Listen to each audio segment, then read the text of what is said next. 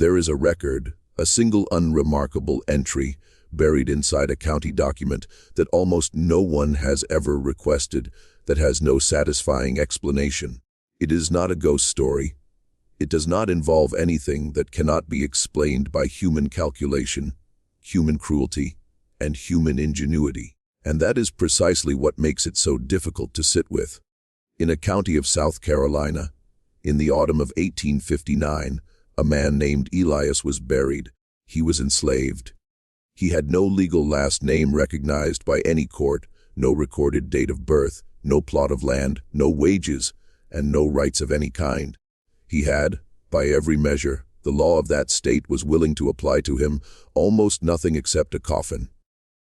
And that coffin, plain pine, iron handles, fitted lid, was not ordered for him on the day he died, or even the week before. It was ordered and delivered to the plantation 6 weeks before he drew his last breath. 6 weeks. While the man it was built for was still walking, still working, still watching. The plantation records note its arrival. A separate bill of sale from a Beaufort woodworker confirms the date of delivery. A physician's note confirms that Elias was still alive at the time. And then nothing, no explanation, no letter between the planter and the coffin maker that survives. No record of why a dying man needed his coffin ordered with the same advanced planning one might use to order a piece of custom furniture. The reason was never made public.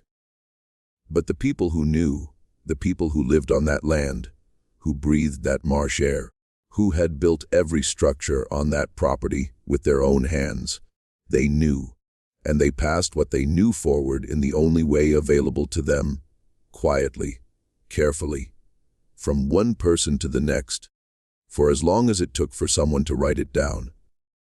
This is the story of Elias, of the coffin that waited for him in the woodshed, where he kept his tools, and of what he chose to do with the time he had left. Before we continue with the story of Elias and the secret that outlived him by decades, leave a comment below and tell us where you're listening from. Subscribe to the channel and hit the notification bell so you never miss a story like this one. Now, let's go back to where it all began. To understand what happened at Heron's Rest in the autumn of 1859, you have to understand what Beaufort County looked like in the years before the Civil War turned the coastline of South Carolina into ash and argument, and an entirely different kind of map. Beaufort was not like the rough, scrubby interior counties further inland, where the cotton was shorter staple, and the tempers were shorter fused, and the wealth was thin and anxious. Beaufort was coastal. It was made of water and marsh and islands, and the light there was different from the light anywhere else in the state. Softer in summer, sharp and cold in autumn in a way that made the live oaks look almost silver. The Spanish moss moving in the offshore wind, like something that had been breathing for longer than anyone could remember. The planters, who had claimed that land and those islands in the decades following the Revolution, had built something they understood to be a civilization. They said so openly, regularly, and with a conviction that went beyond mere defensiveness into the kind of deep belief that can only be maintained by people who have arranged their world so that almost nothing in their daily experience contradicts it. Their houses were large and white, set back from the road behind alleys of old trees. Their tables were set with English china. Their children were educated in Charleston and occasionally in the North at institutions that their fathers then denounced for the ideas those same institutions sent their children home with. Their names Haywood, Fuller, Barnwell, Rhett appeared in the county deed books and court records with the regularity of prayers generation after generation, as though the land itself had learned to expect them. And beneath all of that, invisible to the census taker who counted them as property, and to the newspaper editor who never wrote their names in any sentence, that did not also include a dollar amount was the community that had actually built everything.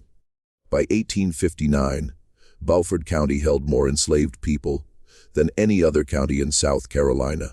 On the Sea Islands, St. Helena, Ladies Island, Port Royal, Doto, the smaller ones that barely had names on any map, the ratio of enslaved to free white residents was on some plantations 15 or 20-1. In certain fields, in certain seasons, there were hundreds of people working the long, staple Sea Island cotton under a sky so wide and so flat, it felt like the land itself was watching. But numbers alone tell you almost nothing about the texture of what life was on those islands. The people who lived and labored there had developed over generations of necessity and ingenuity and grief, something that no enslaver had planned for and no law could easily touch. A culture, a language, Gula, a Creole that wove together the West and Central African languages of people who had been brought from different places and who had built something new from the fragments, and a system of knowledge, spiritual practice, social structure, and communication that stretched across plantation boundaries in ways that no overseer fully understood and no master could fully control. They knew the land in ways their enslavers needed to know it. They understood the tides and the seasons of the marsh, the particular silences that preceded certain kinds of storms, the properties of the plants that grew along the creek edges, the behavior of the fish in the inlets. Without this knowledge, the cotton economy of the Sea Islands would have collapsed within a single decade. The planters understood this, even if they never said so plainly, and it shaped, in subtle, unacknowledged ways, the specific texture of bondage in Beaufort County. It was not less brutal for being pragmatic, but it had its own contours, its own pressures, its own specific species of cruelty. The Drayton family owned a plantation called Heron's Rest. It sat on the western side of St. Helena Island, far enough from the main road that you could not see it from the road, and close enough to the marsh that at certain times of year, particularly in September and October, when the Pluff mud was at its most active and the tidal creeks were running heavy, the smell of the marsh came through every window and door on the property, regardless of what you did about it.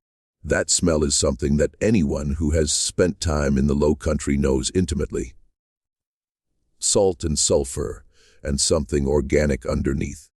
Something that is not exactly decay and not exactly life, but somewhere in the territory between them.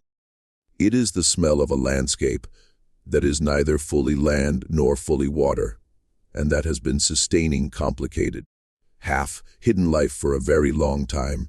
The main house at Heron's Rest had been built in the 1820s by a man named Hugh Drayton, who was the father of the current owner.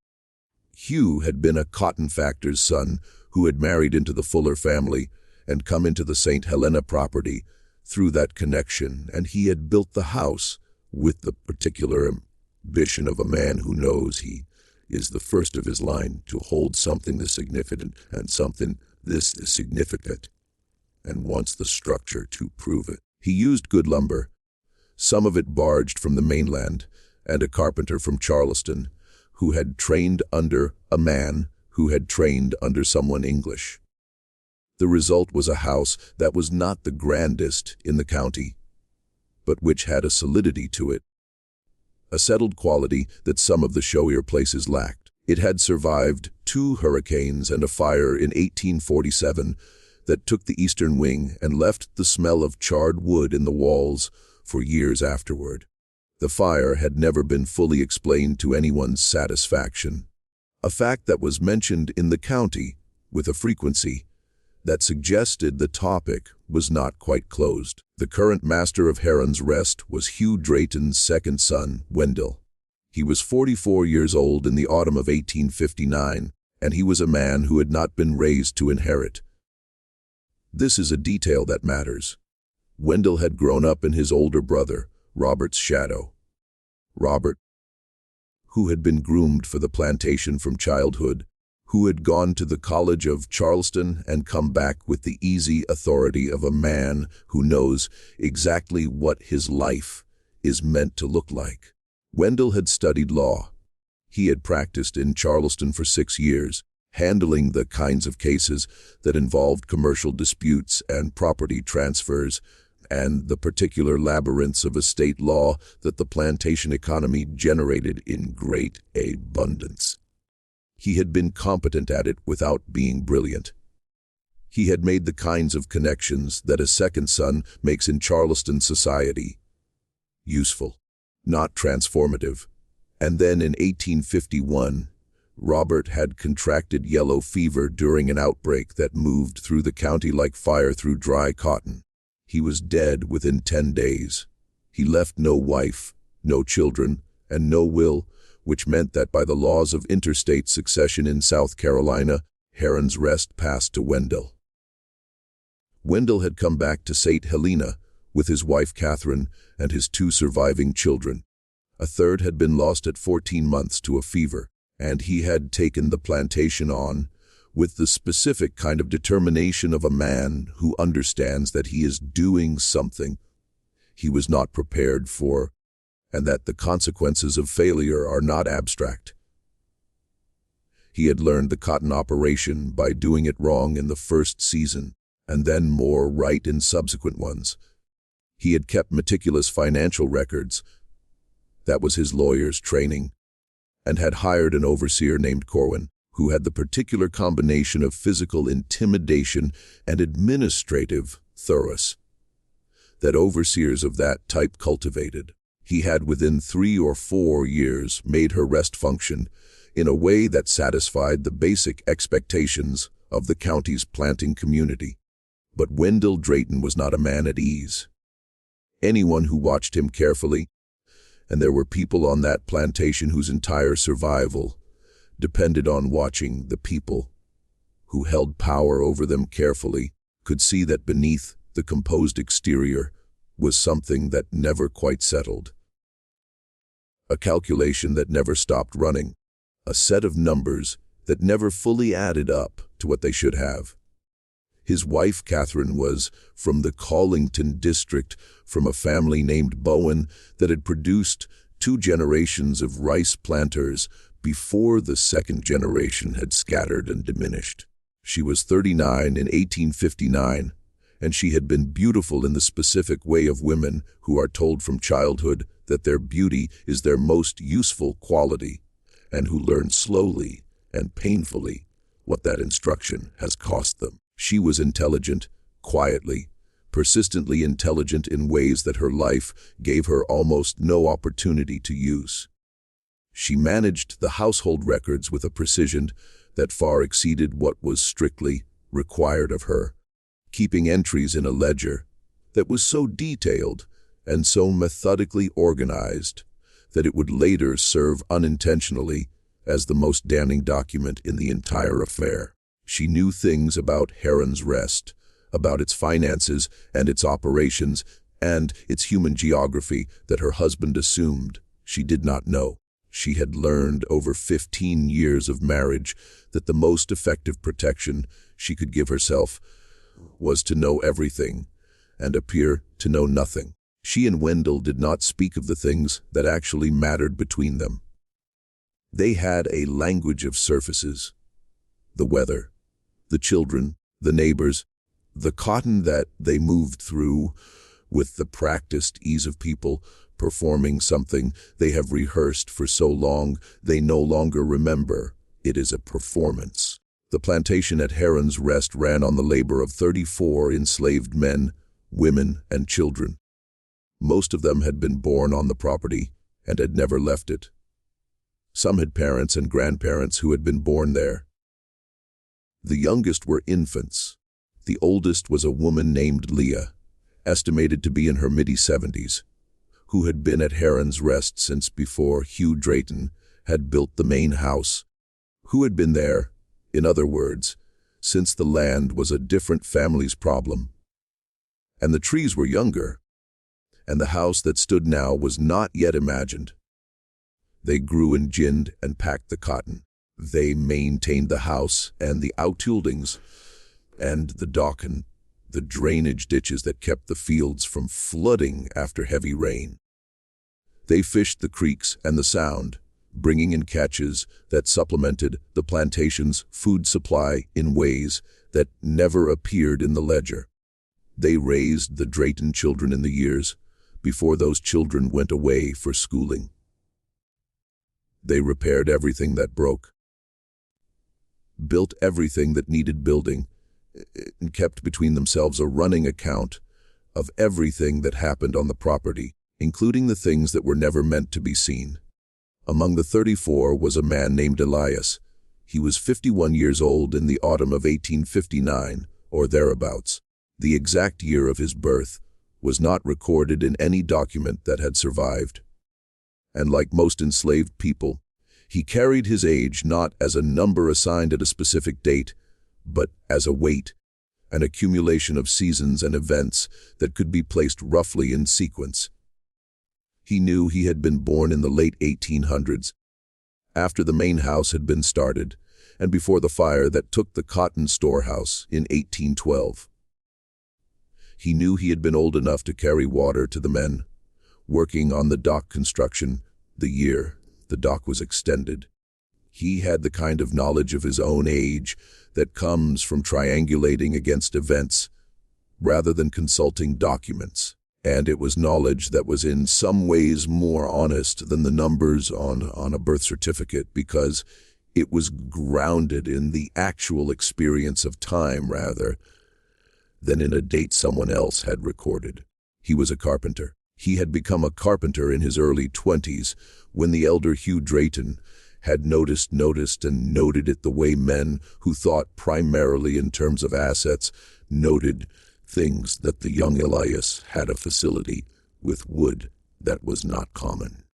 A sense of proportion, a steadiness of hand and of attention, a patience with the slow, precise work of fitting joints and measuring cuts that some people are born with and many people are not. Hugh Drayton had apprenticed him informally to the Charleston carpenter, who was working on the main house at the time.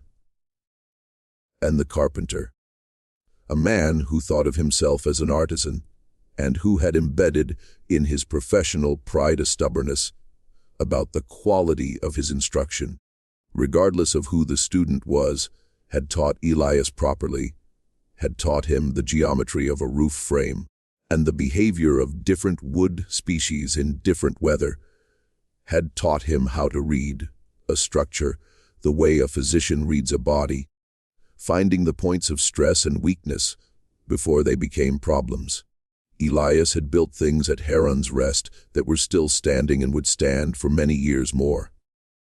The dock, rebuilt after the 1845 hurricane, was his work, and it was good work, pegged and braced in a way that understood the particular violence the low country tides could inflict on anything made of wood. The smokehouse with its precisely fitted ventilation was his.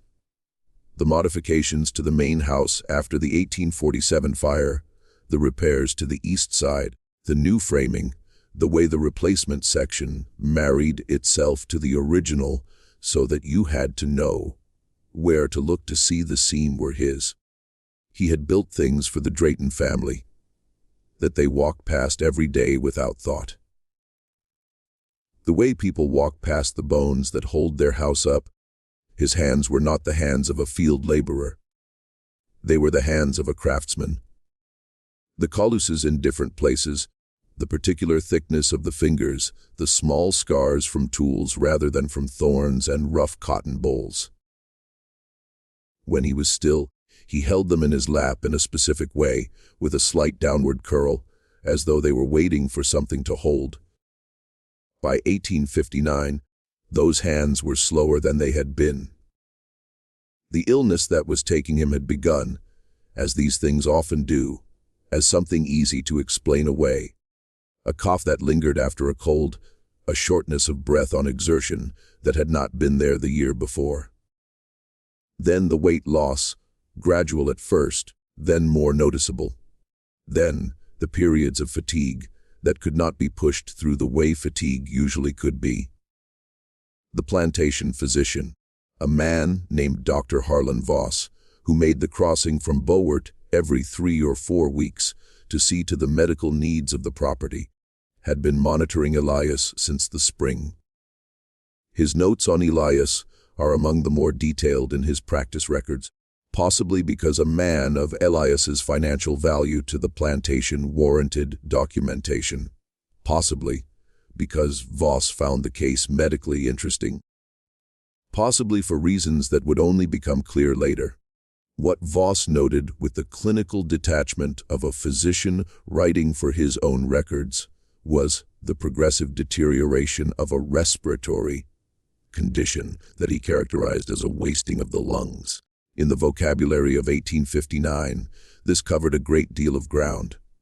Consumption was the most common diagnosis, but there were others, and the specific cause was not something medicine of that era could reliably establish. What was established by the summer of 1859 was the trajectory. This was not something that was going to resolve itself, not something that was going to respond to the treatments available, and not something that was going to extend itself indefinitely.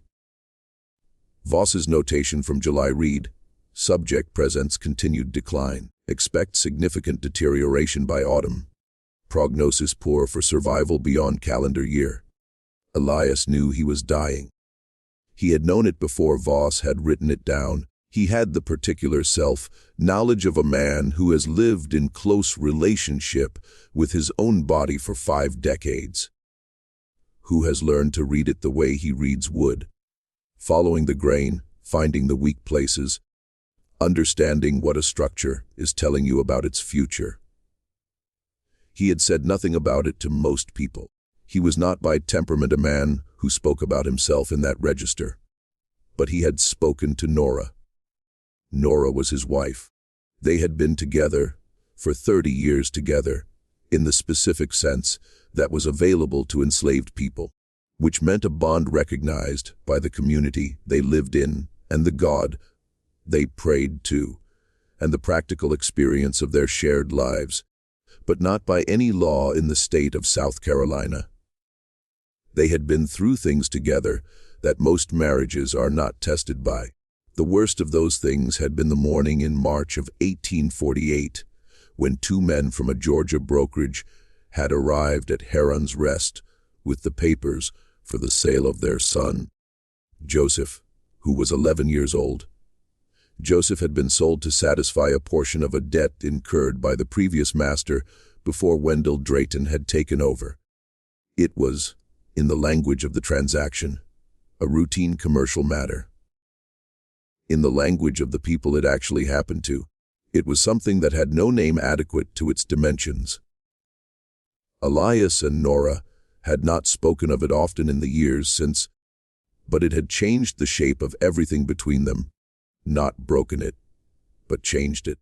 The way a bone that has been fractured and healed is not the same bone it was before, is stronger in some places and differently weighted in others. In the late summer of 1859, lying on his side in the small house near the edge of the Heron's Rest property, listening to the sound of the marsh at night and the particular quality of Nora's breathing, when she was not fully asleep, Elias had told her what he believed was going to happen, not the medical facts. She knew those, but what he believed the master was going to do, and what he thought they ought to do about it. Nora had listened without speaking the way she had always listened to things that were serious.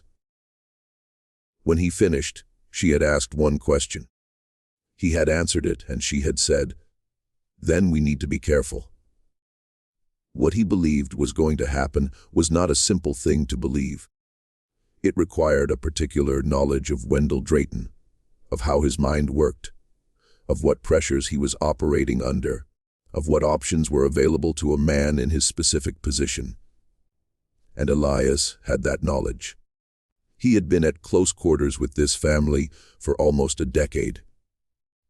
He had watched the financial anxiety increase in the years since Robert's death. Watched the way Wendell's composure stretched and thinned in certain conversations. Noted the particular quality of attention he gave to the plantation ledger versus the quality of attention he gave to his family. He knew about the debt, not the specific amounts. Those were in documents he had never been permitted to see.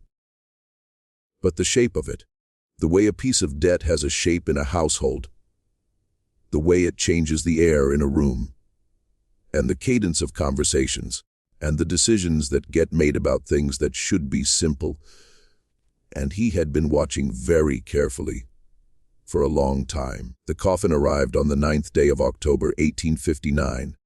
It came by cart from Bowart on a Tuesday morning when the air had finally turned and the first real chill of the season had come in off the water overnight. The driver was a man who worked for the woodworker, a German immigrant named Gard Schein, who had been in Beaufort since the mid-1840s, and whose shop near the market building handled both furniture and coffin construction, as was entirely normal for a craftsman of his trade in a small southern town where everyone who worked with wood worked with all kinds of it, the living and the dead. The coffin was plain, that is worth noting. Schein's shop produced elaborate coffins when elaborate coffins were requested. He had made burial cases for 2 prominent Beaufort families in the last decade with hand-carved molding and brass fittings that were expensive and intended to be seen. This coffin was not that. It was simple, honest work. Good pine, fitted and smoothed, iron handles bolted cleanly at the sides. A lid that seated properly along its full length. The kind of coffin a craftsman makes when the commission is not for display, but for function. When it is a coffin for someone who will not be viewed in a parlor with neighbors filing past. It was carried off the cart by 2 men from the quarters, young men named Henry and George, who had been told by the overseer Corwin to go to the main road and wait for the delivery cart and bring whatever it carried to the back of the property. They had not been told what they were carrying. They found out when they lifted it. Henry told George quietly as they carried it between them on the path around the back of the main house. "This is a coffin." George said nothing for a moment, and then he said, "Who for?" And Henry, who had already worked it out from the weight and the dimensions and the date it was arriving, said, "Elias." George looked at him, and then they both looked at the woodshed, where they were being directed to carry it, which was the woodshed that stood 100 ft from the small house where Elias lived with Nora. Wendell Drayton was at the back of the house when the coffin arrived. He was standing on the rear porch with a cup of coffee going cold in his hand, watching the cart pull around. He directed Henry and George to the woodshed with a gesture, the kind of brief, economical gesture of a man who has given many directions over many years and has reduced them to their minimum components. He watched the coffin go inside. He watched the men come out. He sent them back to their work. Then he stood on the porch for a while longer, looking at the woodshed door. The cold morning air off the marsh moved around him. He finished the coffee. The door of the woodshed from the small window of Elias's house was visible. Ada saw it all. Ada was 43 years old, and she had been born at Heron's Rest, which meant she had been born into a specific kind of knowledge about this place. The kind that only comes from never having left, from having absorbed it through childhood and adolescence and adulthood without the interruption of distance or comparison. She knew this property the way she knew her own hands. She knew the sound of the main house at night, the particular creak of the 3rd step on the back staircase, the way the kitchen door swelled in wet weather and had to be lifted slightly as it was opened to prevent it from scraping. She knew the habits of the people in the main house, their routines, their moods, their silences, their patterns of movement, the way you know the habits of the weather in a place where you cannot go inside when it turns bad. She served Catherine Drayton as a seamstress and personal attendant, and she had done so for 11 years. She was present in the rooms of the main house in a way that was simultaneously intimate and absolutely invisible, in the sense that she was counted upon and depended upon, and never, not once in 11 years, consulted about anything that mattered. She had been mending a dress at the window of the sewing room on the second floor when the cart came around the back of the house. She had seen the men unload the long wooden box. She had seen the direction in which it was carried. She had seen the expression on Wendell Drayton's face as he watched it go. Not grief, not regret, not the particular complicated guilt that sometimes surfaced in the faces of people in his position when they confronted the more direct consequences of their arrangements. Something else. Something that was closer to the expression of a man checking a task off a list. Satisfied slightly, relieved to have a piece of logistics resolved, Ara set the dress down on the work and sat very still for a moment. She was not a person who made decisions quickly. She had learned over the course of her life at Heron's Rest that quick decisions in her position were dangerous. That the impulse to act immediately on knowledge, to respond to the thing you had just seen or heard, was a luxury that belonged to people who had more room to make mistakes than she did. She sat with the knowledge, and she turned it over, and she looked at it from the different angles available to her.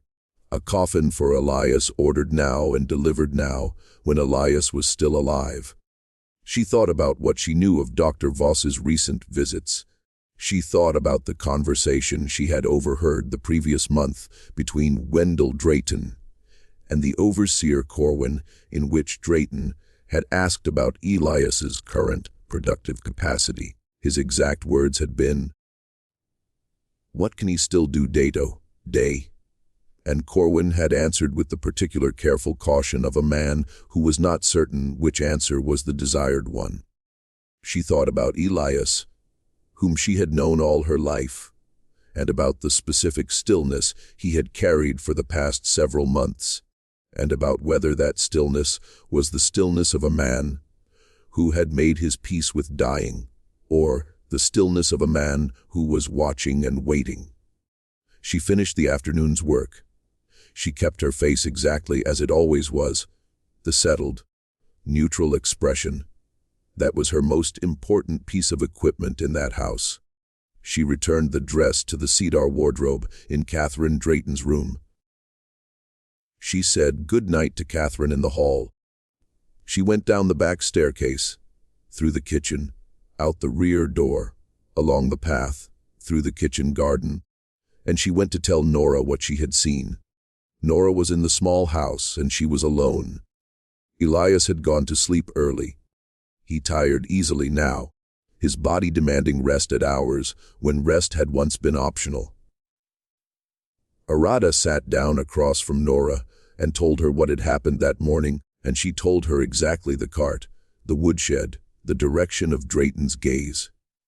Nora listened to all of it. And when Ada finished, she said, "He already knows." Ada looked at her. Nora said he's known something was coming. He told me what he thinks they are planning. And then she told Ada what Elias had said to her in the nights when they lay awake and the marsh spoke outside the window. Ada sat with it for a long time. The lamp between them burned low. Outside, the wind moved through the palmetto fronds with the dry, papery sound that was the specific sound of that time of year. Then Ada said, "What does he need?" And Nora said, "Time and someone to carry something." To understand what Elias believed Wendell Drayton was planning, you have to understand the specific financial geography of Heron's Rest in the autumn of 1859, and the particular way in which a dying carpenter existed within that geography as both a human being and a line item on a balance sheet. In the antebellum South, the law was unequivocal on this point. Enslaved people were property, not metaphorically, not rhetorically, in the actual operational sense of the word as used in commerce and law. They were appraised, insured, mortgaged, sold at auction, rented out for seasonal labor, used as collateral on bank loans, transferred in wills, litigated over in probate courts, and listed in estate inventories alongside horses, farm equipment, and silver candlesticks. A skilled carpenter or blacksmith or boatman, a person whose labor generated income significantly above the average, was appraised at a value that could equal or exceed the price of a good horse or several acres of improved land. In his working years, Elias had been appraised at $200. This was a substantial number in the 1840s, roughly equivalent in purchasing power to what a moderately successful small farmer might earn in 3 years of good harvests. By 1859, with his health diminishing, the appraisal had been revised downward to $850. Still significant, still meaningful on a plantation balance sheet. That was under the kind of pressure Heron's Rest was under. Because Wendell Drayton was, in the language of his class and time, embarrassed. Not socially embarrassed. Not yet. He had maintained every appearance. The house was kept. The neighbors were received. The season's cotton was planted and harvested and shipped to the factor in Savannah with the appropriate accompanying correspondence. But beneath the surface of that maintenance, the books told a different story. And Wendell Drayton was too precise a man with numbers not to know exactly what the book said. The specific problem had its origins in 1856, when Drayton had borrowed 3,000 from a Charleston factor named Hollis Crane. Crane was a man of middle age, a Charlestonian by birth, a businessman in the clean and somewhat bloodless sense. He dealt in money and financial instruments with the same emotional neutrality that a physician brings to bodies. He had extended the loan against the plantation's projected cotton yields, which in 1855 and early 1856 had given every reason for optimism. Then 1857 had been a poor season. Not catastrophically poor, not the kind of season that broke men outright, but poor enough that the repayment schedule became impossible to meet without stripping the plantation of something it could not afford to lose. Drayton had negotiated with Crane, and Crane, who had no interest in a disruption that would cost him money, had agreed to revised terms. But those revised terms had included a provision, written quietly in the language of commercial agreements that are designed to be enforceable, without being obvious, that gave Crane the right after a specified period to require the liquidation of such plantation assets, including human property, as shall be necessary to satisfy the outstanding principal. In plainer language, if the debt remained unpaid after a certain point, Crane could require Drayton to sell enslaved people to cover it. Drayton had another year, approximately before that provision could be invoked, and he was calculating with the precision of a trained lawyer who had spent 20 years thinking about the structure of financial obligations, what his options were. The most obvious option was to sell the asset with the highest individual value before. He was forced to sell it on Crane's terms. A voluntary sale conducted on his own schedule and through his own connections would yield a better price than a forced liquidation. It would also give him control over the narrative. A planter who sold a valuable craftsman to satisfy a debt was exercising prudent stewardship, a different thing altogether from a planter who was forced to sell. The most obvious asset for that sale was Elias, but Elias was dying. And here was the specific legal complication that Drayton's lawyer training had brought into sharp focus. South Carolina courts had over the preceding 2 decades developed a body of case law around something called the warranty of soundness. When an enslaved person was sold, the seller was typically held to be warranting explicitly or implicitly, that the person being sold was in good health and free of undisclosed physical ailments that would significantly reduce their value or life expectancy. If a buyer purchased a person who was secretly ill and who died shortly after the transaction, there were grounds for a claim against the seller for breach of warranty. The damages in such cases could be substantial. There were decisions on the books in South Carolina, Georgia, and Louisiana that Drayton could cite from memory because he had read them during his time practicing law, and because the subject had recently become very personally relevant to him. He could not sell a man who was known to be terminally ill. The risk of legal challenge was too great, and the potential exposure. A lawsuit brought by a sophisticated commercial buyer who had paid nearly $400,000 for a man who died within a year was not something he could afford alongside the existing debt. But what if, in the official record, Elias had already died? If a death certificate were filed with the county, if a physician of record attested to the death of a man named Elias, enslaved property of Wendell Drayton, Heron's Rest, St. Helena Island, then that man would cease to exist as a legal and commercial entity. He would no longer appear on the plantation's asset list.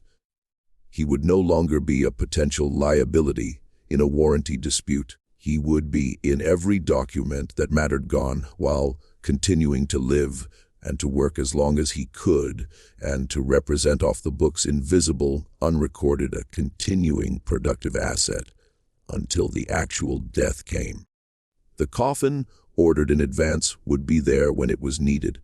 The date on the death certificate filed weeks before the actual death would match the coffin's delivery date near enough, and the body, when it actually came, would be placed in a box that had been waiting for it, and the burial would confirm retroactively the false documentation. It was, in the cold language of financial calculation, an elegant solution to a specific problem. It was also a scheme that depended entirely, and without any margin of error, on the silence of the people who lived on that plantation, on their invisibility, on the assumption that the knowledge of enslaved people went nowhere, changed nothing, and could be relied upon to stay exactly where it was. This was the assumption that Elias had spent 30 years testing quietly, without anyone watching, because Elias, who was 51 years old and dying, and had nothing that any law in any state would recognize as his own, had a secret that Wendell Drayton would have found genuinely alarming if he had known about it. Elias could read and write. He had been able to do so for more than 20 years, and in all that time, not one person in the main house had suspected it. The acquisition of this skill was itself a story, one of the quieter, more extraordinary stories of what life under those conditions actually produced in human beings. The ingenuity and persistence and sheer determined intelligence that the system was designed to suppress. And that persisted anyway, finding the cracks and the margins and the moments of inattention. The man who had taught Elias to read was named Daniel Primus, a name from the plantation records of the early 1830s, when he had arrived at Heron's Rest, as part of the settlement of a debt owed to Hugh Drayton by a factor in Charleston. Daniel had been born free in Baltimore, the son of a free black ship's coalcar, who had earned enough over 20 years to buy property on Fells Point. He had been taken. The mechanics of how remained unclear in what Ada later told Louisa Ames, and the gaps in that story are their own kind of testimony about what the system could do to a life, and sold south, and had arrived in South Carolina without the Baltimore life he had been building. But with every piece of education he had been given in it, which included the ability to read and write, with fluency, and the habit of mind that education creates, the understanding that knowledge is portable, and that no one can take it from you as long as it stays inside you. Daniel Primus had been sold from Heron's Rest in 1836 when Elias was in his mid-20s. In the years before that sale, working beside Elias in the woodshed and the construction sites around the plantation, he had passed what he knew in the only way it could safely be passed. Slowly, in pieces, in the middle of other conversations, in the small hours when no one was watching. Letters first, then words, then sentences, then practice with charcoal on the back of lumber scraps that were burned as waste at the end of the day. By the time Daniel was gone, Elias had the foundation. The 30 years that followed had built on it in the way that foundations are built on, slowly, carefully, with what was available. He read whatever he could find access to, however briefly. Newspapers left in the woodshed when someone wanted them discarded. Pages torn from books that had been set aside for burning after the 1847 fire. The occasional printed circular that made its way through the plantation community's informal networks. He wrote on scraps that he then destroyed, practicing the muscle memory of the letters without leaving evidence. By 1859, he wrote with an irregular and idiosyncratic hand, the spelling unconventional, the sentence structures built from his own logic, rather than from formal grammar instruction, but with a clarity and precision of thought that was entirely his own. He wrote slowly with concentration, and what he wrote was careful. And in October of 1859, in the small house near the edge of the Heron's Rest property, with the coffin sitting 60 feet away in the woodshed where he kept his tools, Elias began to write the most important document he had ever attempted. The document took 11 nights to complete. Elias worked on it after Nora slept, or in the hours when Nora lay awake beside him, but kept her breathing steady and even, and did not look, because she understood that there are kinds of work that a person needs to do alone, that the presence of a witness, even a beloved one, changes the quality of what you are able to say. He worked by the light of a single tallow candle kept low, enough that the glow was not visible through the gaps in the door. The physical act of writing was increasingly difficult.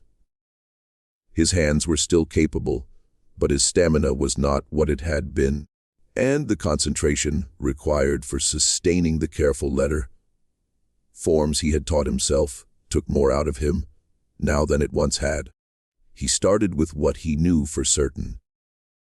The facts he had witnessed directly, the conversations he had heard or partially heard, the physical evidence he had observed, the coffin's arrival date, the timing of Dr. Voss's visits, and the specific changes in the nature of those visits over the preceding months. The question Wendell Drayton had asked Corwin about his productive capacity. The letter he had seen Drayton write from the window of the woodshed, where he was working through the glass of the study window, 20 yards away. He could not read what was in the letter, but he had noted the day and the person to whom it was handed for delivery to Beaufort.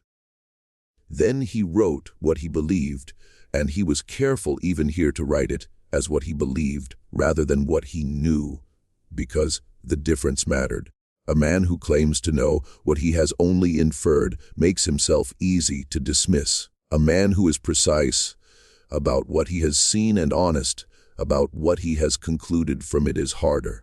He wrote about the financial situation at Heron's Rest as he understood it, not because he had access to the ledger or the debt instruments.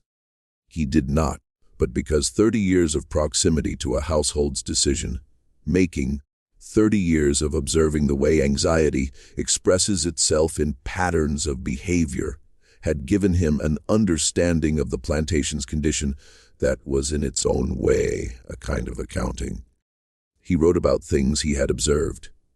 The reduction in the number of new tools ordered for the woodshed over the past 2 years, a change that would not mean anything to someone who did not know what the normal replacement schedule was, but which to him signified something about how tightly money was being managed. The conversations between Drayton and the overseer about labor allocation, in which the calculation of which tasks to prioritize had grown increasingly cautious, the absence in the last season of the visiting factor from Savannah, who had come every autumn for as long as Elias could remember. Then, he wrote about other things, older things, things that had nothing to do with the debt or the coffin, but which had everything to do with the particular vulnerability of Wendell Drayton's position in the world. He wrote about a transaction that had occurred in 1854 when Drayton had sold 2 men from the plantation to a broker. The men, brothers named Aaron and Marcus, both in their late 20s and in good health, had been recorded in the plantation ledger as sold for $450 each.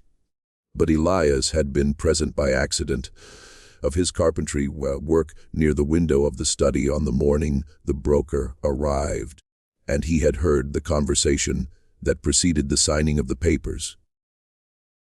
The amount agreed upon, which he had heard spoken clearly, was different from the amount in the ledger, not dramatically different, but different in a way that across multiple such transactions over multiple years would represent a meaningful discrepancy in the tax and duty calculations that planters were required to file with the state.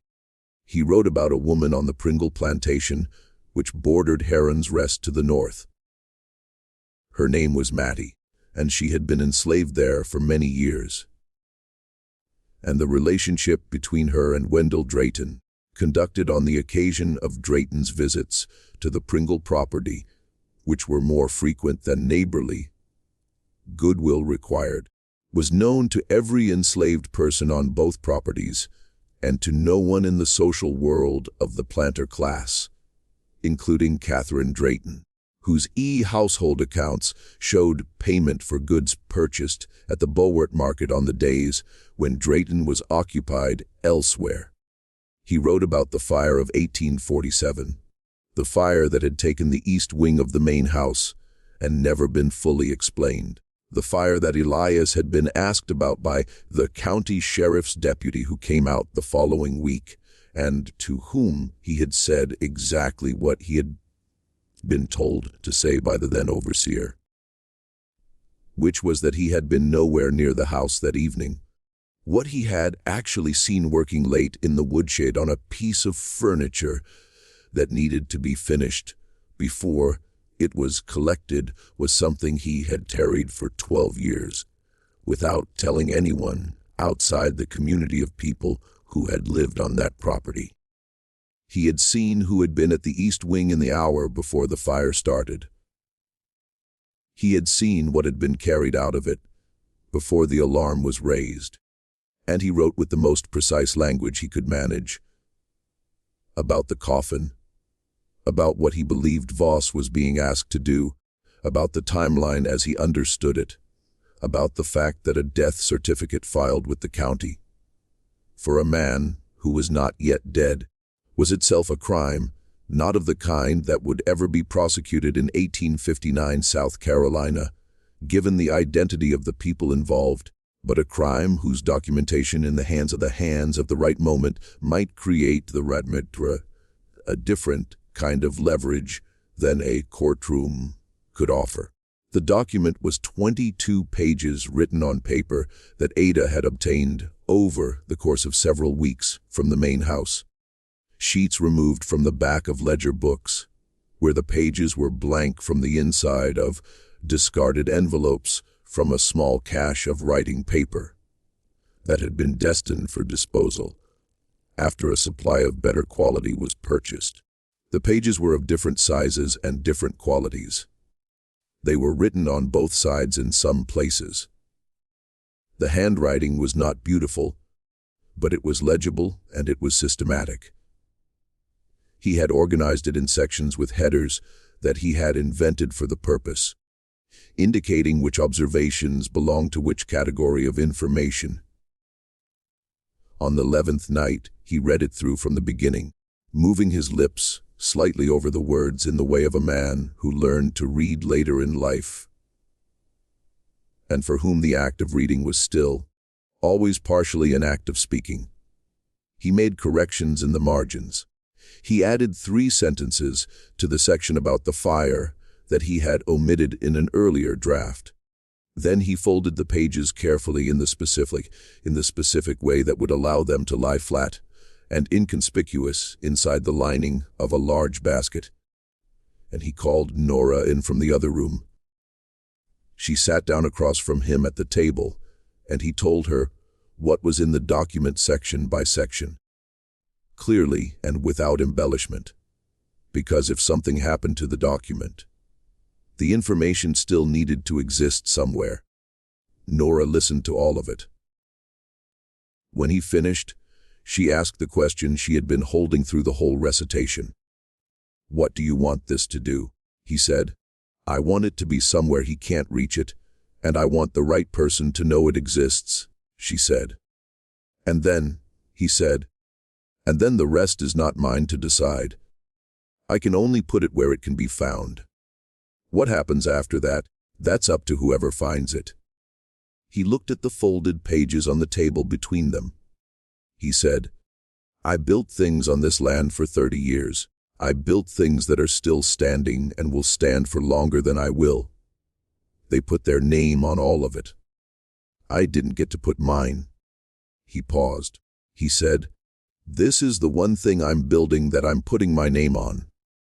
Even if no one sees the name, even if it goes nowhere, I made it and it is true and it exists and they can't take it back." Nora looked at him for a long moment. Then she put her hand over his hands on the table. They sat there in the light of the low candle until it burned all the way down. The delivery of the document to Ada happened on a Thursday morning, 8 days before Edwin Tabb arrived at Heron's Rest. Ada received it the way she received everything important, quietly without visible reaction, with the full weight of her attention, and without a single word that was not necessary. She knew what she was being trusted with.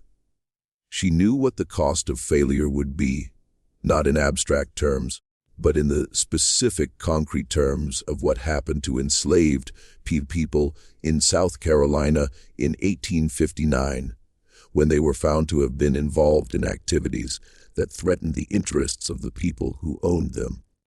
She did not keep it in the house where she slept. She did not keep it in any place on the property that could be searched if someone decided to search. She folded it into the lining of the large flat-weave basket she used for carrying goods to and from the Beaufort market, a basket she had made herself in the Gula tradition from sweet grass and bulrush and pine needles, tightly coiled and flat-bottomed, the kind of basket that had been made on those islands for generations and that she carried to the market every Thursday when the cart went in.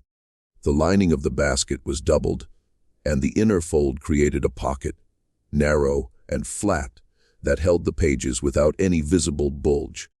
She had carried things in that lining before, not often, and not always for herself. The basket had been a conduit over the years for objects and information that needed to move without being seen. In the quiet network that operated between the plantations of St. Helena Island below, the level at which overseers and masters were paying attention. The man she was going to see in Beaufort was named Thomas Waring. Thomas was a free black man, 38 years old, who had been born free in Beaufort to a free mother and a father who had purchased his own freedom from a Colton district planter in 1821. He worked as a dry man. He owned a cart and a mule and made his living hauling goods between the Beaufort market, the docks, and the various properties in the surrounding area. He had been doing this since his early 20s, and he had constructed in the course of that work an intimate knowledge of the geography of the county.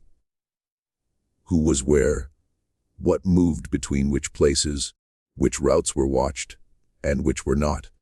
He could read and write, which in the free black community of Beaufort in 1859 was not universal, but not unusual either, particularly for a man of his family background and his economic stability. He had been educated at a Sunday school conducted by a sympathetic white Methodist minister in the 1830s, before the law's tightening restrictions on black education had effectively ended such arrangements. He was also a node in a network. The network had no name, no formal structure, no written charter. It was made of trust and necessity, and the specific kind of solidarity that people develop when they understand that they are operating in a world designed to make them invisible. It connected free black residents of Beaufort County with enslaved people on the surrounding plantations, and through those connections outward to other networks along the coast to Charleston, to Savannah, to the communities of free black people in the port cities, who had their own connections further north. Ada had spoken to Thomas Waring perhaps 6 or 7 times in the previous 3 years, never directly about anything that required a direct statement. The communication between them had been built in pieces over those brief encounters at the market, in the specific coded indirectness of people who have learned to speak in environments where direct speech is dangerous. She knew what he was. He knew what she was. They had never needed to make it explicit. On the Thursday morning, after she received the document from Elias, she loaded her basket onto the cart that went to Beaufort, took her usual seat in the back, and watched St.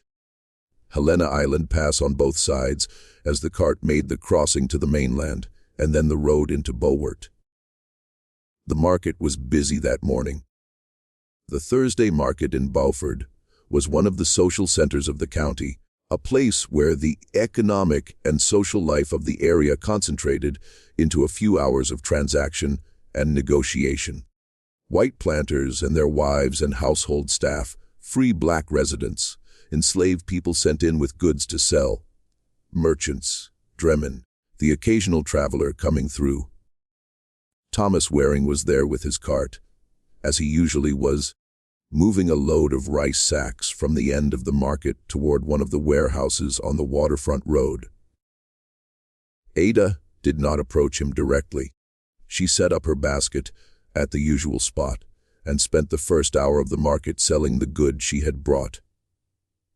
Preserved vegetables, a small quantity of the honey from the hives kept near the woodline, some of the woven sweet grass work that the women at Heron's Rest made, and that sold well to the Beaufort housewives, who had come to appreciate its quality.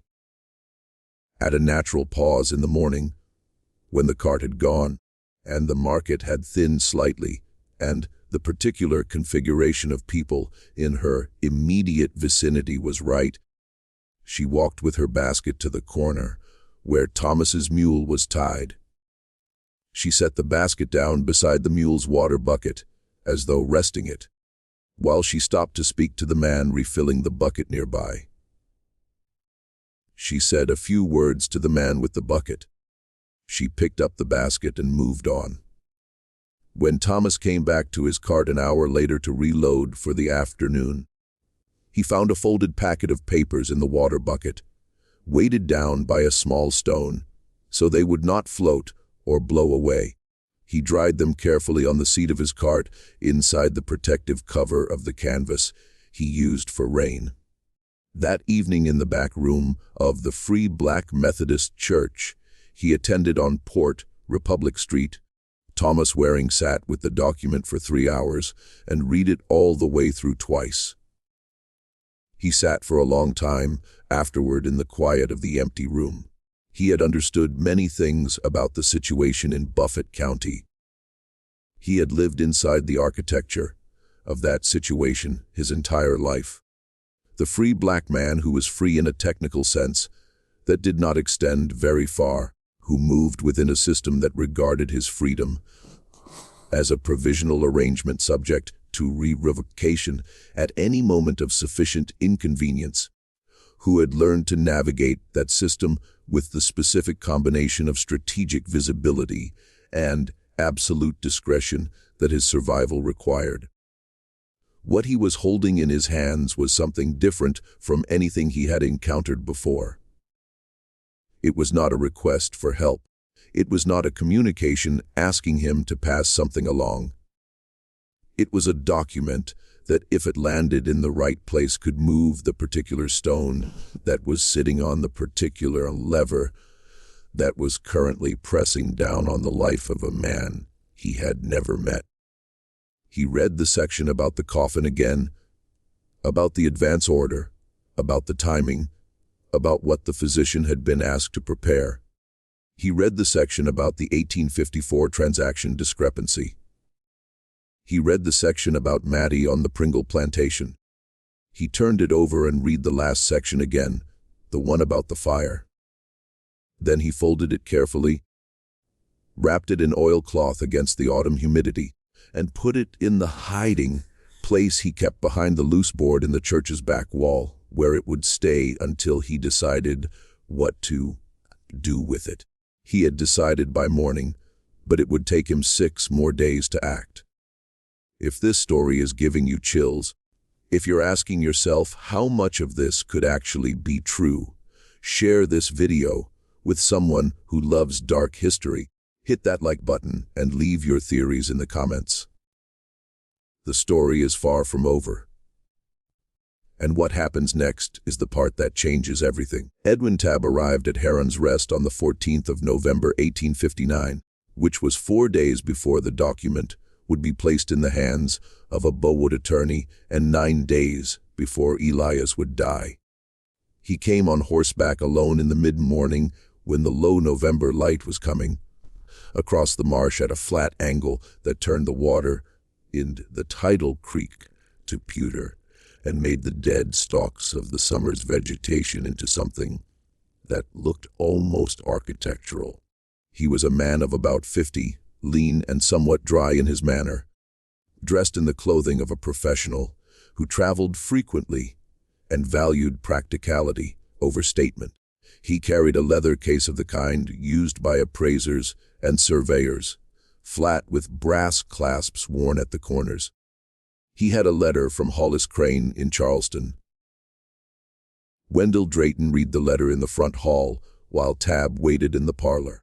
The letter was brief and seminary, was brief and calibrated in the way of a communication from a man who had thought carefully about every word he was writing and what effect each word might have. It explained that Tabb was Crane's representative, that his purpose was to conduct an appraisal of the plantation's assets in connection with the settlement of the outstanding financial matter, and that his access to the property's records and personnel would be appreciated as a courtesy that Crane was confident Drayton would find it in his interest to extend. Drayton folded the letter and put it in his coat pocket. He stood in the front hall for a moment, the kind of moment that has no observable external content, but in which a significant amount of internal calculation occurs. Then he went back to the parlor and greeted Tabb with the warmth of a man who was very good at not showing what he actually felt. He offered Tabb dinner, a room for the night, and full access to the plantation beginning the following morning. Tabb thanked him and accepted all three. That evening at the dinner table, the 2 men and Catherine Drayton, who sat at the far end of the table and spoke, when spoken to, with the practiced ease of a woman who had long since learned to perform that particular social function. The conversation covered cotton prices, the weather, the political situation in Washington, and the relative merits of several approaches to the late-season management of Sea Island cotton. Tabb asked intelligent questions. He knew enough about the business to ask questions that sounded interested rather than intrusive. Drayton answered them with the measured generosity of a man who was uncertain how much this guest already knew and was not prepared to supply any surplus information. Catherine said nothing about the ledger, which he had been maintaining all year, and which was sitting in the study, containing everything. After dinner, Tabb retired to the guest room. Drayton went to his study and sat at the desk, without lighting a lamp, for nearly half an hour. The following morning, Tab walked the property with Corwin, the overseer, who had been given no specific instructions about what to say, and who consequently said very little, which was in its own way informative. Tab moved through the fields, the outbuildings, the kitchen, the stables. He made notes in a small leather journal. He was the kind of man whose note-taking was itself a performance of authority, the act of writing things down, establishing without any words being spoken that this was a formal exercise with formal consequences. He came to the woodshed. He opened the door and stood in the entrance for a moment, letting his eyes adjust to the dimmer interior. The woodshed was a working space. It smelled of sawdust and oil, and the particular, slightly medicinal smell of the shellac compound Elias had been using for the last piece of cabinet work he had been able to complete. The tools hung on their pegs and brackets along the walls, in the methodical order of a craftsman's space, each in its place, each in the condition that a man who respects his tools maintains. The bench was clean. There was a half-finished piece of chair framing on the bench, not recently worked on. The dust on it told you it had been there for some weeks, and against the far wall in the space that would have been used for lumber storage was the coffin. Tab looked at it. It was not something you could miss. A box of that size and that specific shape in a room that had no other items of comparable dimension. He noted the quality of the construction. He noted the iron handles. He noted the fitted lid. He stepped forward and placed one hand flat on the lid for a moment, then withdrew it. He wrote something in his journal. He closed the woodshed door and continued the tour. That afternoon he requested the plantation ledger. Drayton brought it from the study personally, which was in itself an unusual choice. Normally, such an administrative task would have been delegated. He set it on the table in the parlor, and remained in the room while Tab went through it, seated across from him with a cup of tea he did not drink. Tab turned the pages methodically. He was looking at the asset valuations, the labor records, the financial transaction entries for the past 3 years. He found the entry for Elias' current value, $850. He found Voss's medical notation from the previous month. He cross-referenced the dates. He found the delivery entry for the coffin. Ada, who had reason to be working in the room directly above, mending the curtains in the upstairs hallway, a task that had been assigned that day on that floor, by what appeared to be entirely routine household scheduling, heard the turning of pages below. She heard the specific silence that falls between two people when one of them has found something. She heard Tab clear his throat. She heard Drayton say, "Is there something in particular you'd like to discuss?" She heard Tab say, "I think we have everything I need for the preliminary report. I'll draft it this evening." The silence that followed that exchange lasted several seconds, and had a quality to it that was different from ordinary conversational silence. It was the quality of a silence between two people who are both calculating simultaneously, both aware that a card has been noted without being played. Tab left Heron's Rest on the morning of November 16th.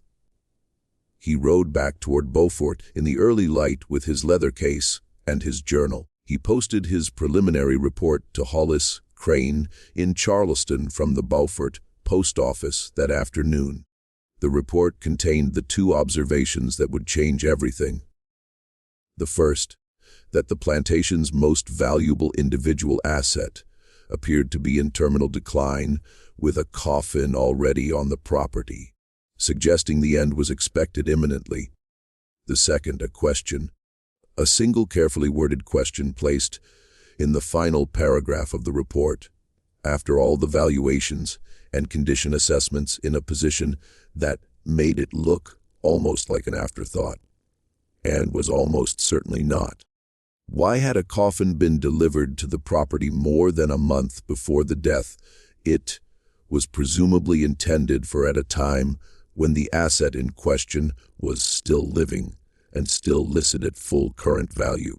The report was in Hollis Crane's hands within 4 days. Crane read it on the morning of November 20th. He read it twice and then he sat it down on the desk and stared at the wall of his Charleston office for a long time because a man in his position could not afford to be in the middle of a scheme that, if it came to delight, would make him appear complicit of deliberate falsification of legal documents. Not because he had participated in it, but simply because it had occurred in connection with a debt he held, and because in the world of Charleston commercial law, proximity to scandal was almost as damaging as scandal itself. Everything that happened in the last week of November 1859 and the first weeks of December moved quickly and in directions that none of the people who had set the pieces in motion had entirely predicted. On the 22nd of November, the day before Elias died, Thomas Waring had his meeting with the Beaufort attorney, James Ellison. Ellison was a man in his late 40s, a Beaufort native who had studied law in Columbia and returned to practice in the town where he had grown up. He was not a radical. He was not in any sense that the word would have meant in 1859 South Carolina reformer. He was a careful man who had built a modest but solid reputation over 20 years of practice by being methodical, discreet, and precise about the limits of what was possible within the law as it actually existed. He had on occasion assisted free black residents of the county in legal matters, not because he held strong convictions about it, but because the work was usually uncomplicated and the people who came to him were usually careful, and the fees, while modest, were reliable.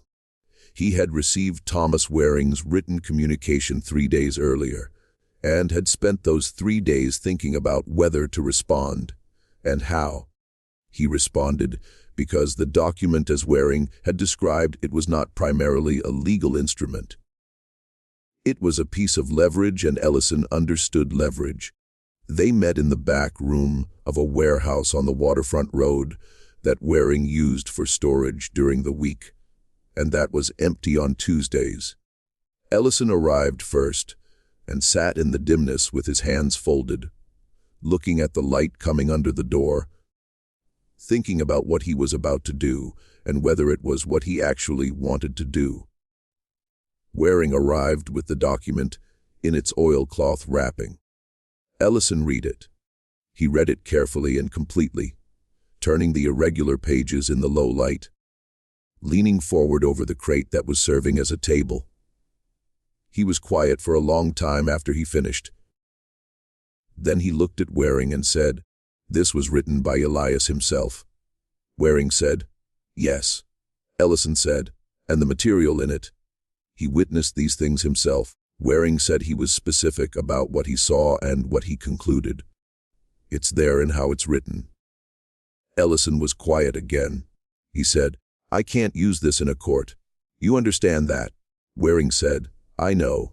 Ellison said, "But courts aren't the only place where things get resolved." He sat back. He looked at the warehouse ceiling, at the particular pattern of light and damp shadow on the old boards above them.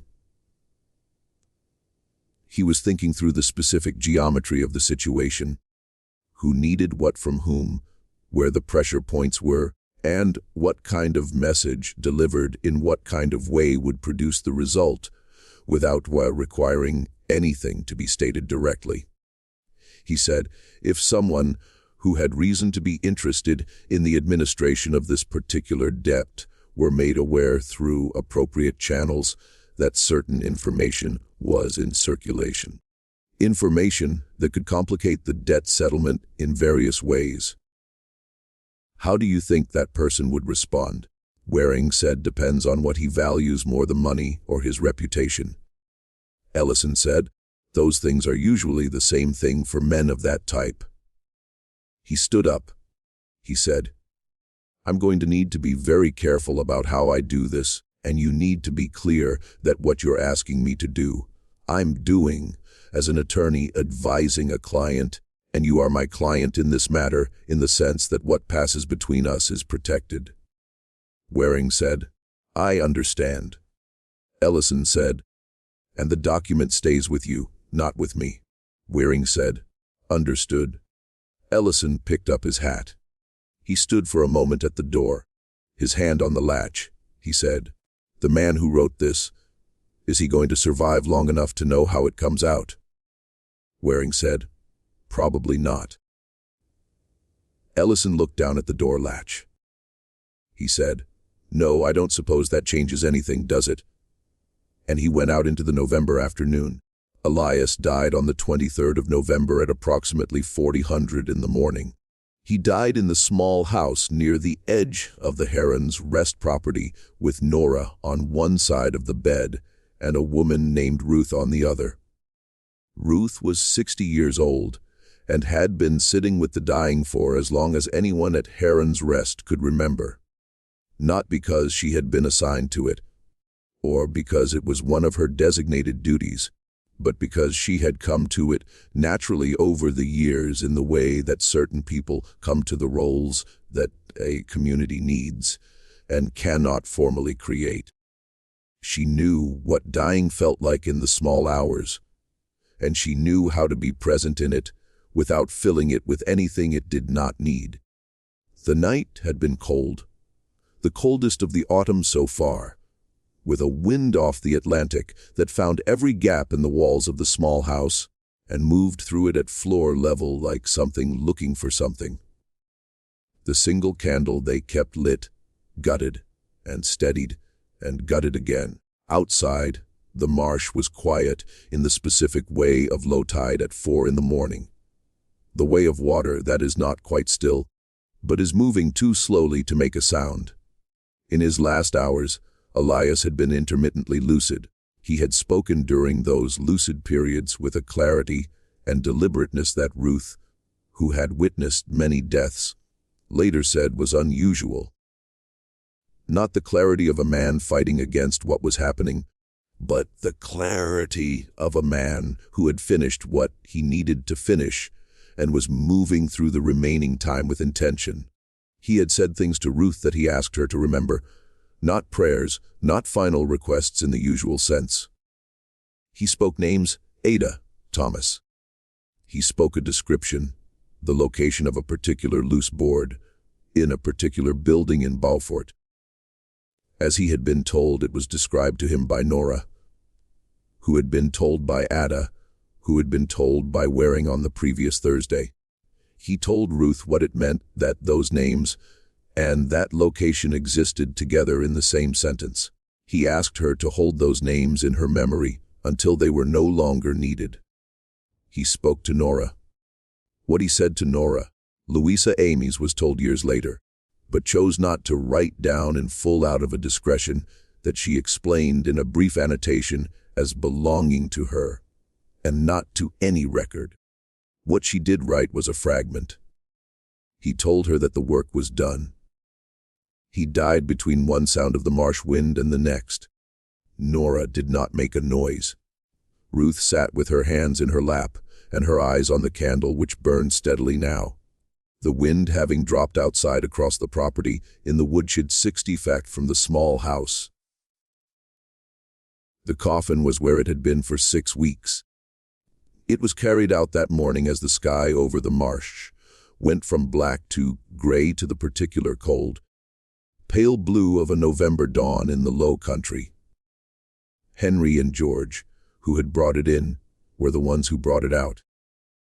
They did not speak while they did it.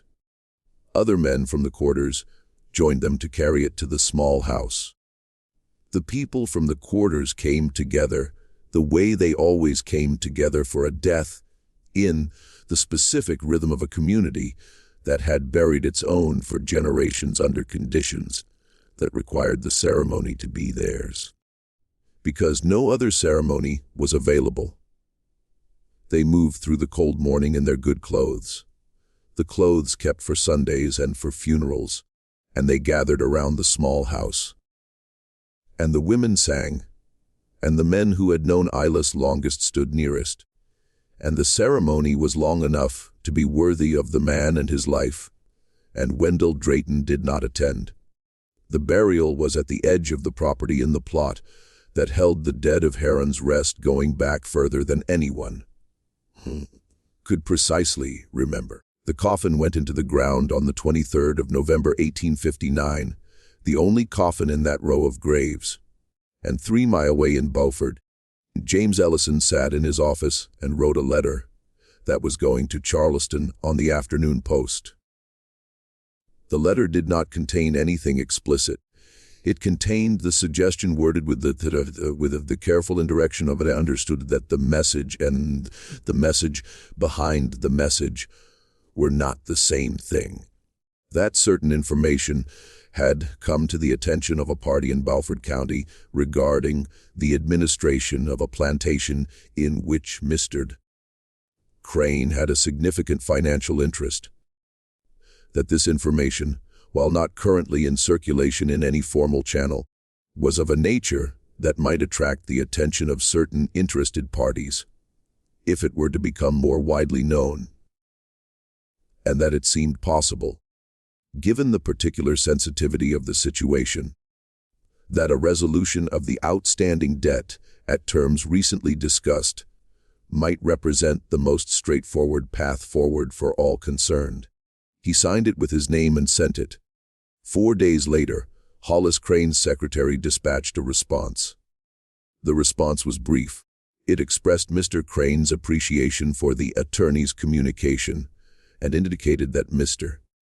Crane was prepared to discuss a revised settlement of the outstanding obligation on terms that he believed both parties would find satisfactory. The meeting was conducted by letter and intermediary over the following 2 weeks. The settlement was signed on December the 19th, 1859. The debt was retired. The terms compared to those originally agreed were favorable to Drayton in ways that a man in Crane's position would not have agreed to without some form of pressure being applied. The provision allowing for forced sale of human property was dissolved. The entire matter was concluded and filed as a routine commercial settlement.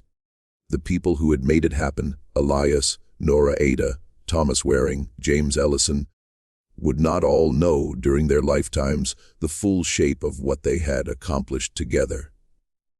They had operated in pieces, each holding their portion of the plan, trusting that the other portions were being held by people who understood what they were for. That was in itself a kind of extraordinary achievement. Extraordinary, not because it involved anything miraculous, but because it involved something much harder. Trust and precision, and the willingness to act carefully under conditions designed to make careful action impossible. Just when we thought we'd seen everything that this story had to offer, the full weight of what Elias had built, not with wood, not with tools, but with words and time, and the radical act of writing the truth, begins to come into focus. If this story is giving you chills, share this video with a friend who loves dark mysteries. Hit that like button to support our content. And don't forget to subscribe so you never miss a story like this one. Let's discover together what happened in the years after Elias was buried. Ada remained at Heron's Rest until the Union forces took St. Helena Island in the first days of November 1861, when the gunboats appeared in Port Royal Sound on the 7th of that month, and the Beaufort County planting community fled the Sea Islands in a chaos of carriages and trunks and impulsive decisions. Heron's Rest underwent the transformation that the rest of the island's plantations underwent. The white family departed, and the people who had always been there stayed. The Drayton family packed what they could carry and were gone within a day. Wendell and Catherine and the children in the same carriage, moving fast toward the ferry crossing and the mainland, and the world of the Confederacy they had chosen. They did not say goodbye to anyone. The people who remained on St. Helena Island were not passive inheritors of what followed. They organized. They continued working the cotton fields under their own direction, under an arrangement worked out with the Union officers, who arrived after the naval bombardment had secured the Sound. They were among the first formerly enslaved people in the South to work the land. They had always worked under conditions they had partially chosen. And the fact that they were there, that the plantation still functioned, that the cotton still grew, is partly a function of the knowledge they carried, and partly a function of the decision they made to stay and stake their claim to what they had. Ilta was among the first to register her name with the Union authorities. She gave it clearly and completely. Ada, formerly the property of Wendell Drayton, Heron's Rest, St. Helena Island. She gave her age as 43. She gave her occupation as seamstress.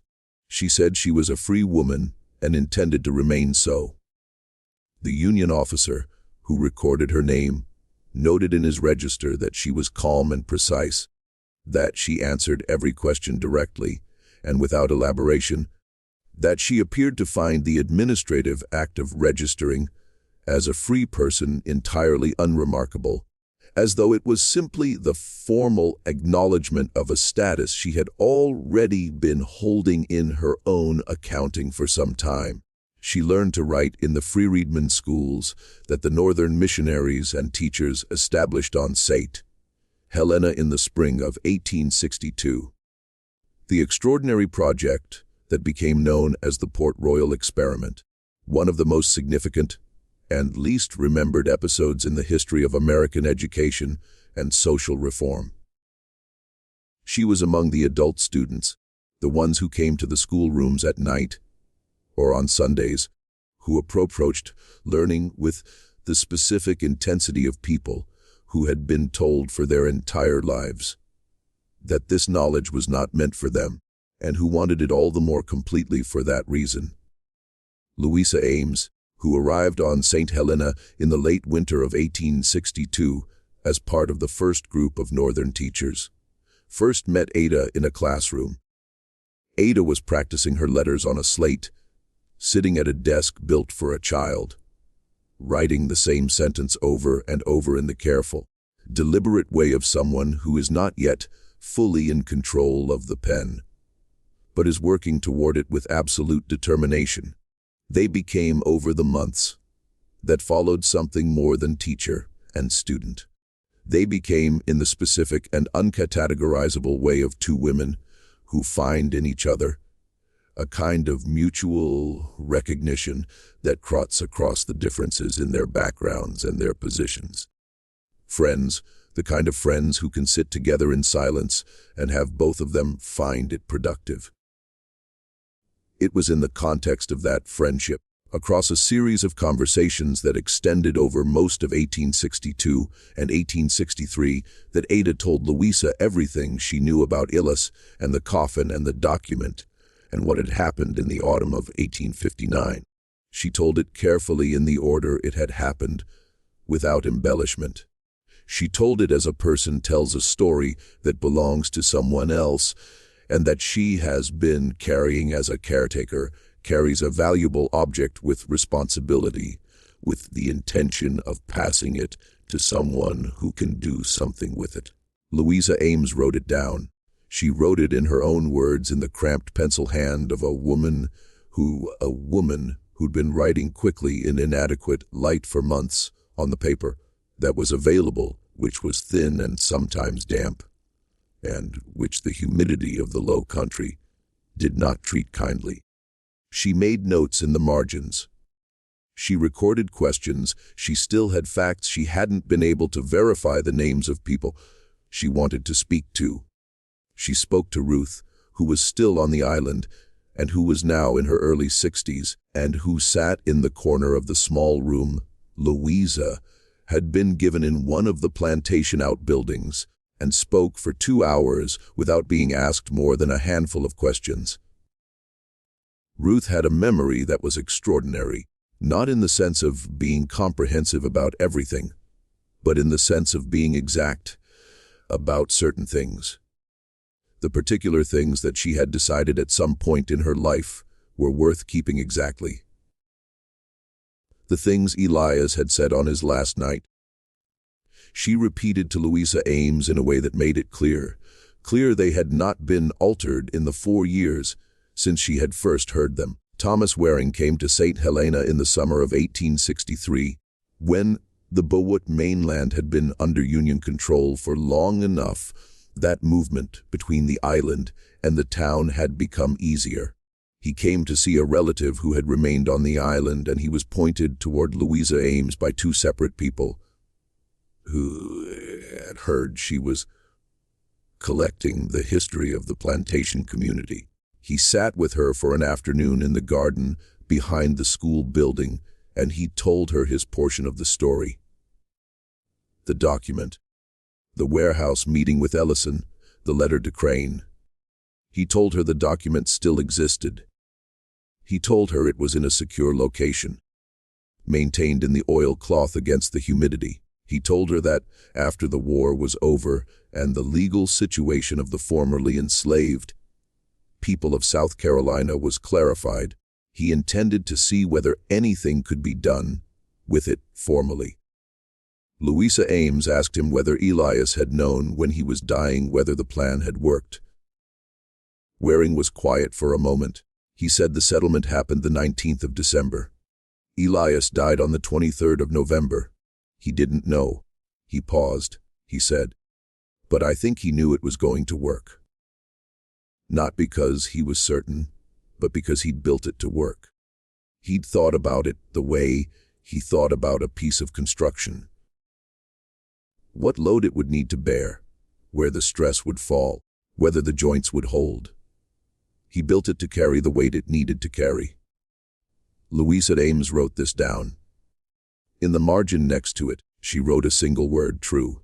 She left St. Helena in the spring of 1865, as the war was ending, and the future of the Sea Islands was becoming something that needed to be negotiated in Washington, rather than managed in schoolrooms.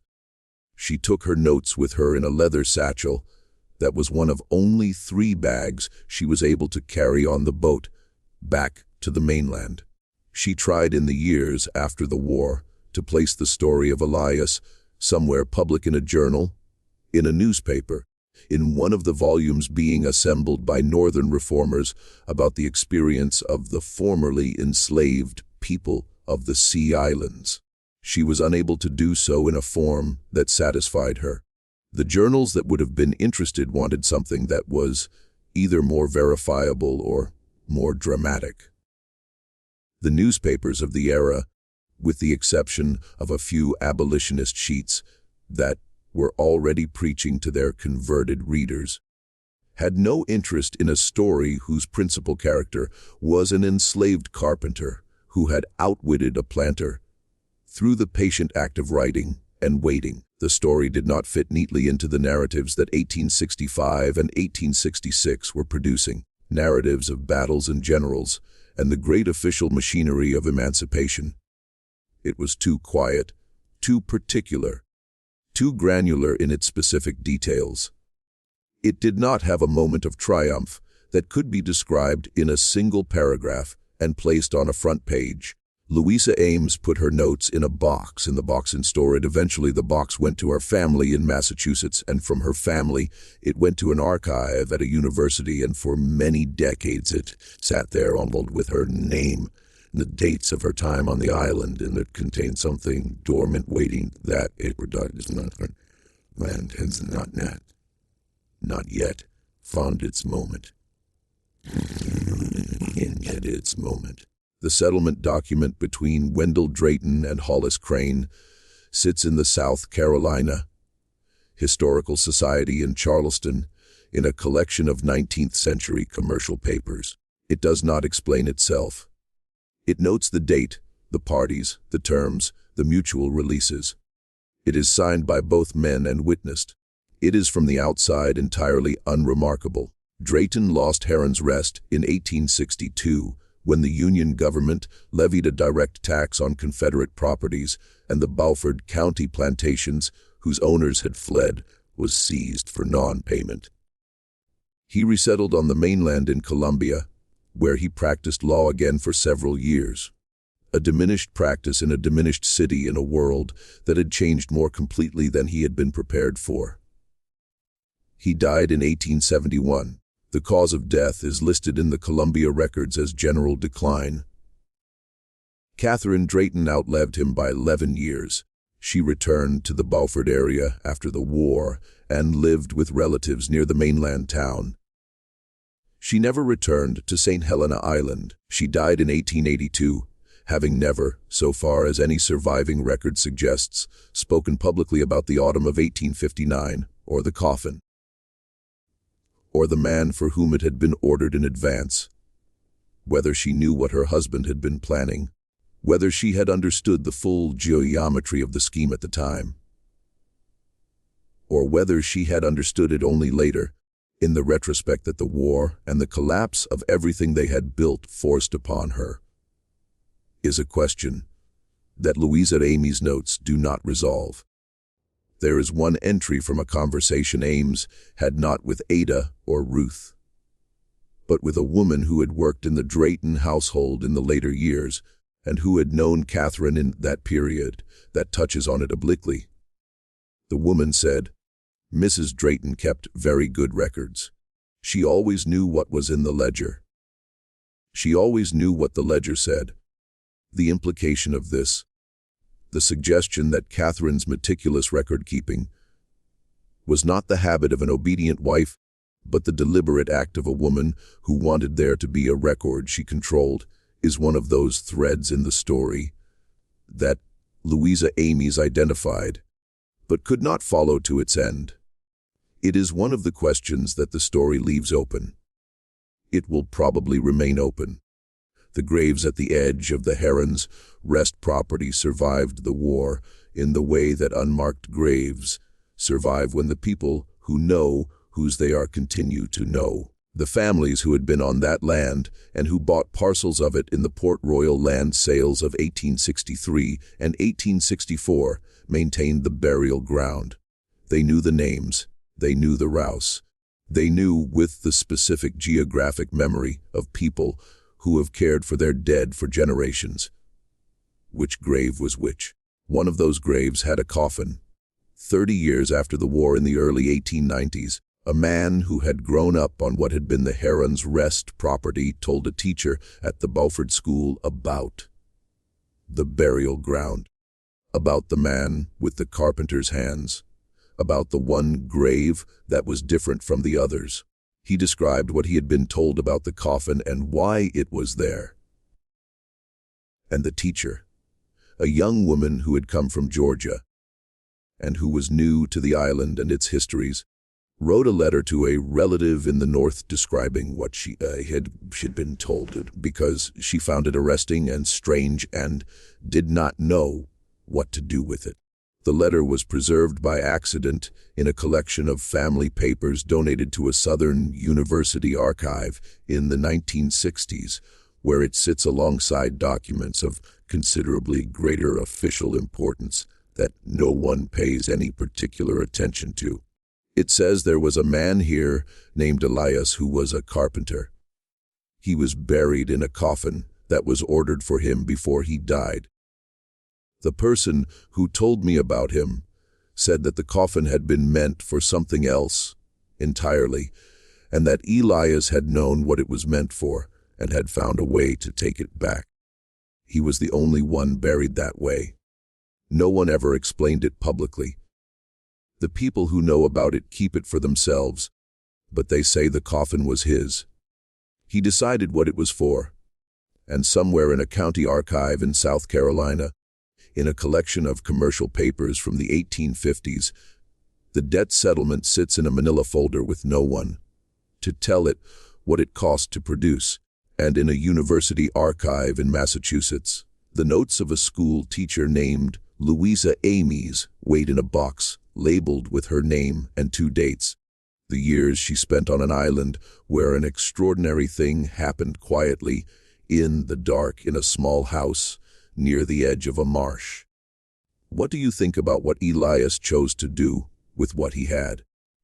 About what it means that the most powerful thing a man in his position could build was not something made of wood, but something made of words and truth? Leave your comment below. Tell us where you're listening from. If this story stayed with you, if it made you ask what parts of history are still waiting in boxes and archives to be told, subscribe to the channel, hit the notification bell, and share this with someone who needs to hear a story like this one. See you in the next video.